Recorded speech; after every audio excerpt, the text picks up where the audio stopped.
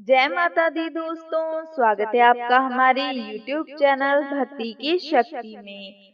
दोस्तों, आज हम आप सभी के समक्ष मासिक शिवरात्रि की व्रत की कथा प्रस्तुत करने जा रहे हैं, जिसे सुनने मात्र से मासिक शिवरात्रि का व्रत करने जितना फल प्राप्त होता है।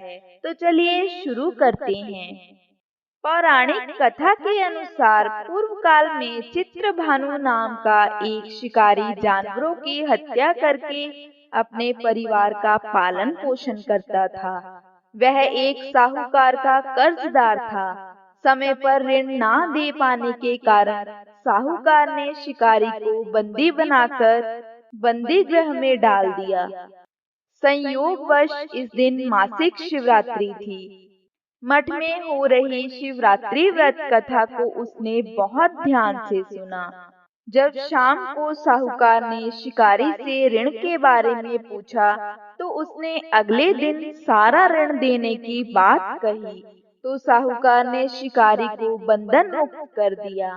बंदी होने के कारण शिकारी बहुत भूखा था। शिकार की तलाश में जब अंधकार हो गया, तो उसने रात जंगल में ही बिताने का फैसला किया। वह तालाब के किनारे शिवलिंग के पास एक बिल के पेड़ पर चढ़कर रात बिताने का इंतजार करने लगा। पड़ाव बनाते समय शिवलिंग पर ढेर सारे बेल पत्र टूटकर शिवलिंग पर गिरते गए। इस प्रकार अनजाने में दिन भर से भूख प्यास से व्याकुल शिकारी का व्रत भी हो गया और शिवलिंग पर बेल पत्र भी चढ़ गए। एक पहर रात्रि बीत जाने पर एक गर्भिणी हिरनी तालाब पर पानी पीने पहुंची। शिकारी ने धनुष पर तीर चढ़ाकर जैसे ही प्रत्यंचा खींची, हिरनी बोली, मैं गर्भवती हूँ, शीघ्र ही प्रसव करूंगी। तुम एक साथ दो जीवों की हत्या करोगे जो ठीक नहीं है। मैं बच्चे को जन्म देकर शीघ्र ही तुम्हारे समक्ष प्रस्तुत हो जाऊंगी, तब तुम मुझे मार लेना। शिकारी ने प्रत्यंचा ढीली कर दी और हिरनी जंगली झाड़ियों में लुप्त हो गई। प्रत्यंचा चढ़ाने तथा ढीली करने के बाद कुछ बिलपत्र अनजाने में ही टूटकर शिवलिंग पर गिर गए। इस प्रकार उससे अनजाने में ही प्रथम पहर का पूजन भी संपन्न हो गया। कुछ देर बाद एक और हिरनी उधर से निकली। शिकारी की प्रसन्नता का कोई ठिकाना न रहा। समीप आने पर उसने धनुष पर बाण चढ़ाया। तब उसे देख हिरनी ने विनम्रता पूर्वक निवेदन किया, हे शिकारी, मैं अपने पति की खोज में भटक रही हूँ।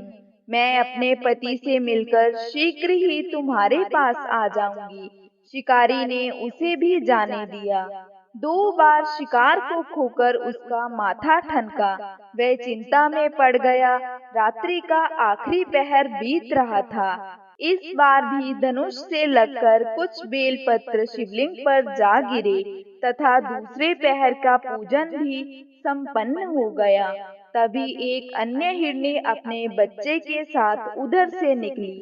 शिकारी के लिए यह स्वर्ण अवसर था। उसने धनुष पर तीर चढ़ाने में देर नहीं की। वह तीर छोड़ने ही वाला था कि हिरनी बोली, हे शिकारी, मैं इन बच्चों को इनके पिता के हवाले करके लौट आऊंगी। इस समय मुझे मत मारो। शिकारी हंसा और बोला, सामने आए शिकार को छोड़ दूं? मैं ऐसा मूर्ख नहीं। इससे पहले मैं 2 बार अपना शिकार खो चुका हूँ। मेरे बच्चे भूख प्यास से व्याकुल हो रहे होंगे। उत्तर में हिरनी ने फिर कहा, जैसे तुम्हें अपने बच्चों की ममता सता रही है, ठीक वैसे ही मुझे भी मेरे बच्चों की ममता सता रही है। हे शिकारी, मेरा विश्वास करो, मैं इन्हें इनके पिता के पास छोड़कर तुरंत ही लौट आऊंगी। हिरनी का दुख भरा स्वर सुनकर शिकारी को उस पर दया आ गई। उसने उस हिरनी को जाने दिया। शिकार के अभाव में तथा भूख प्यास से व्याकुल शिकारी अनजाने में ही बिल के वृक्ष पर बैठा बेल पत्र तोड़ तोड़ कर नीचे फेंकता जा रहा था। पांव फुटने को हुई तो एक हृष्ट पुष्ट हिरण उसी रास्ते पर आया। शिकारी ने सोच लिया कि इसका शिकार तो वह अवश्य करेगा। शिकारी को तीर चढ़ाते देख हिरण बोला, हे शिकारी, यदि तुमने मुझसे पूर्व आने वाली 3 हिरनियों तथा छोटे छोटे बच्चों को मार डाला है, तो मुझे भी मारने में विलंब न करो, ताकि मुझे उनके वियोग में एक क्षण भी दुख न सहना पड़े। मैं उन हिरनियों का पति हूँ। यदि तुमने उन्हें जीवन दान दिया है, तो मुझे भी कुछ क्षण का जीवन दान देने की कृपा करो। मैं उनसे मिलकर तुम्हारे समक्ष उपस्थित हो जाऊंगा। हिरण की बात सुनते ही शिकारी के सामने पूरी रात का घटना चक्र घूम गया। उसने सारी कथा हिरण को सुना दी। तब हिरण ने कहा, मेरी 3 पत्नियां जिस प्रकार वचनबद्ध होकर गई हैं, मेरी मृत्यु से अपने धर्म का पालन नहीं कर पाएंगी।